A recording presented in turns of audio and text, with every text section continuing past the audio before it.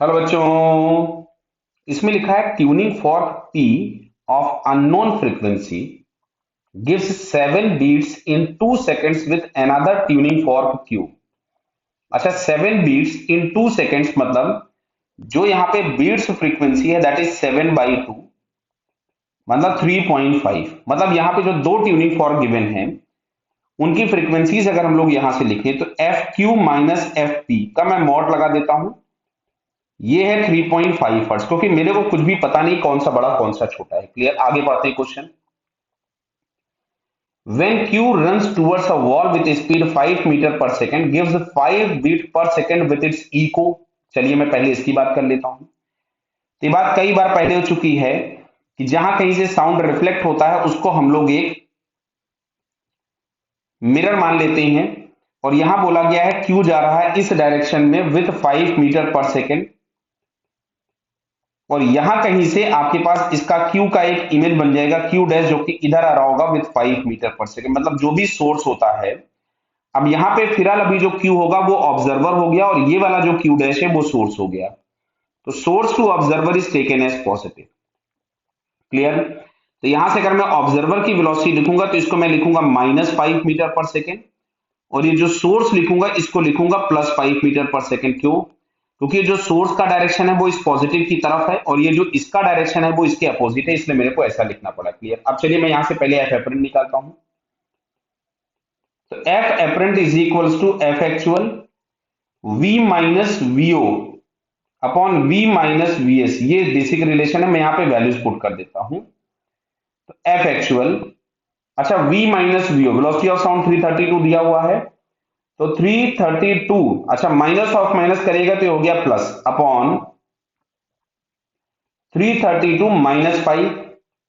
तो इसको अगर हम लोग सिंप्लीफाई कर लें तो ये हमारे पास आता है एफ एक्चुअल, ये आ गया 337 अपॉन 327।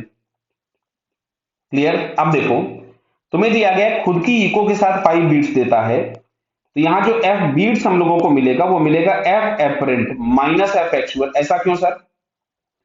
क्योंकि एक इसको एपरेंट फ्रीक्वेंसी मिलेगी आफ्टर रिफ्लेक्शन, और एक तो ये जो खुद जनरेट कर रहा होगा तो खुद के साथ कोई रिलेटिव मोशन नहीं है, तो वो एक्चुअल फ्रीक्वेंसी ही सुनेगा।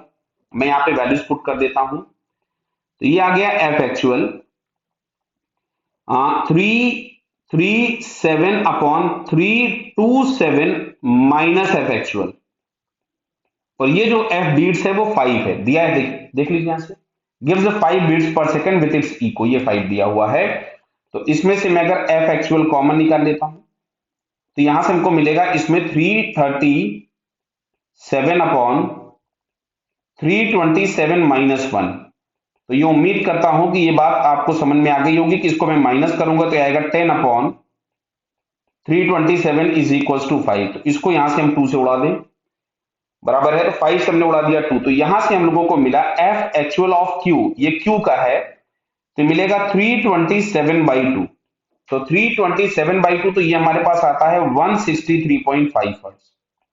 क्लियर। तो ये हम लोगों को मिल गया क्यू की फ्रीक्वेंसी।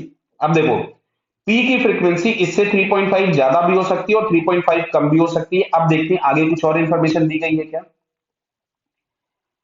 दिया गया on loading P with wax, on loading P with wax beats frequency gives 5 beats per second with the Q. तो समझना, अब अगर मैंने पी पे वैक्स लगाया तो पी की जो भी फ्रीक्वेंसी रही होगी उससे कम होगी, पी की जो भी फ्रीक्वेंसी रही होगी उससे कम होगी, बराबर। और तुमसे बोला है डिफरेंस बढ़ के 5 हो गया, जो कि पहले 3.5 था, यानी पी की फ्रीक्वेंसी कम हो रही है और डिफरेंस बढ़ रहा है, मतलब जो पी की फ्रीक्वेंसी है वो क्यू से कम ही होगी। क्यों? अगर ये पहले से कम रही होती तो डिफरेंस और कम हो जाता, पहले से ज्यादा रही होती तो डिफरेंस और कम हो जाता। क्लियर है। मतलब जो पी की फ्रीक्वेंसी है वो क्यू से 3.5 कम होगी। तो मैं अगर यहां से फ्रीक्वेंसी ऑफ पी निकालूंगा तो दैट इज 163.5 माइनस 3.5,